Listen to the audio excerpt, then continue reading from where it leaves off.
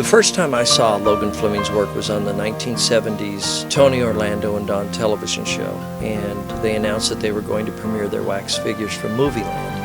Now, I had never seen a wax figure before, so I really didn't know what to expect, and they promoted it quite well. They waited till the very end of the show, and I was very excited. And when I finally got to see the figures, I couldn't believe it. I couldn't believe that somebody could take wax and resin and create such a lifelike effigy of somebody. I mean, when the celebrity was standing next to their wax figure, it was as if they were standing next to an identical twin, and it just blew me away. I loved everything about it. I loved the paint job, I loved the sculpture, and I think what intrigued me most of all is the illusion. The illusion. It was, to me, the perfect mixture of magic and art. And it was also the first time that I'd ever heard of Movieland, and I definitely knew it was a place I wanted to go. I wanted to see this place. It was my kind of art museum. It was my kind of art, and I knew that I wanted to create that kind of art someday. The very first time that I saw Logan's work, I was so inspired. Very first time.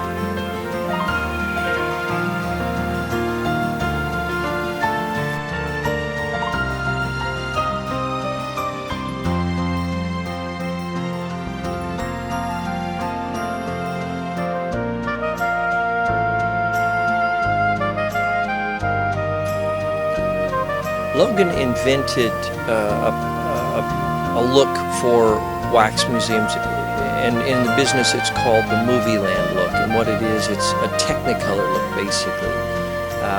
I think when most people think wax museums, they think of kind of a spooky, wax figure with a shine to an unnatural waxy look to it. And I think the reason why wax was used in the first place is because it has this subtle translucency that resembles human flesh. But what Logan did was he came in and he added a Technicolor look to a wax figure. In fact, he covered up the wax completely with paint. And he was able to control everything that way. He was able to control the shadows. Where he wanted you to see a shadow, he painted a shadow. Where he wanted you to see a highlight, he painted a highlight. And so when you combine that with the right stage lighting, this careful orchestration all works together and creates the illusion known as the Movieland look. And no other wax museum in the world had it. It was Logan Fleming's invention, and it became the Movieland trademark.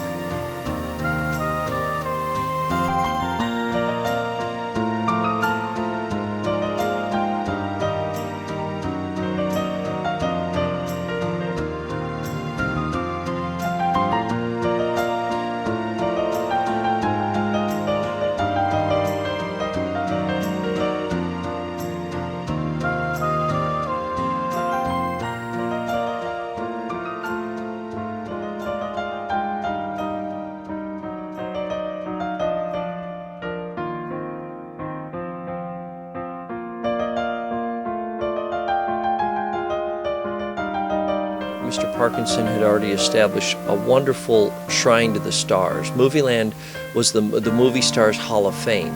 And after Logan was able to convince Mr. Parkinson of his artistic abilities, and Logan was able to go in and refinish the existing figures, that's when the magic really happened. I think that's when Movieland really took off. Because Mr. Parkinson had hired some of the finest sculptors from around the world, many in Europe, to create the movie star likenesses. But they still had that traditional wax finish. And when Logan gave the figures the magic touch, they really came to life. And you can clearly see this, for example, with the Laurel and Hardy figures. They were existing there. Some of the first figures that were ever made for Movieland. And when you see a picture of the way the figures looked originally, and then you see them after Logan's touch, you can clearly see what an amazing impact Logan Fleming had on the Stars Hall of Fame. Movieland was Logan's canvas.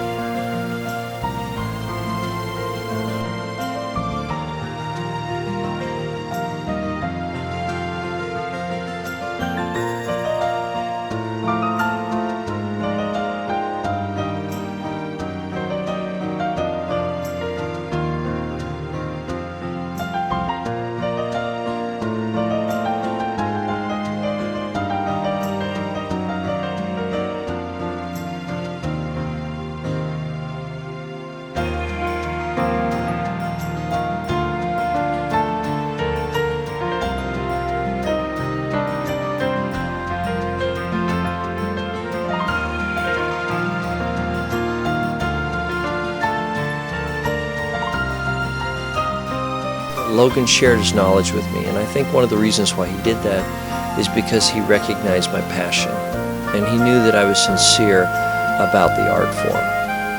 And you know, Logan was the first person and one of the few people in this world that could give a wax figure charisma. And that is a lot. That says a lot, because it's one thing to spend years honing your skills to the point where you can sculpt a likeness, a pretty accurate likeness. But it's quite another thing to give that likeness personality and to give it life. And Logan was a master at it. He was absolutely amazing. And I don't think he realized it at the time, but when he was immortalizing the stars,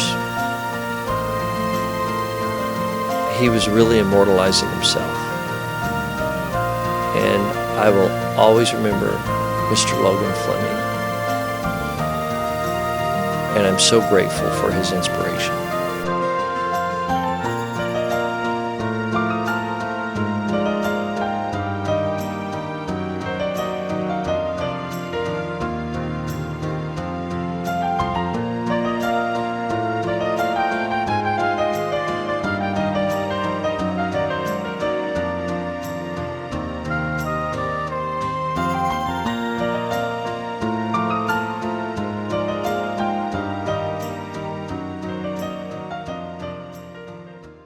The Day the Stars Stood Still, a memoir about Logan Fleming by Suzanne Ferry, available now at Amazon.com.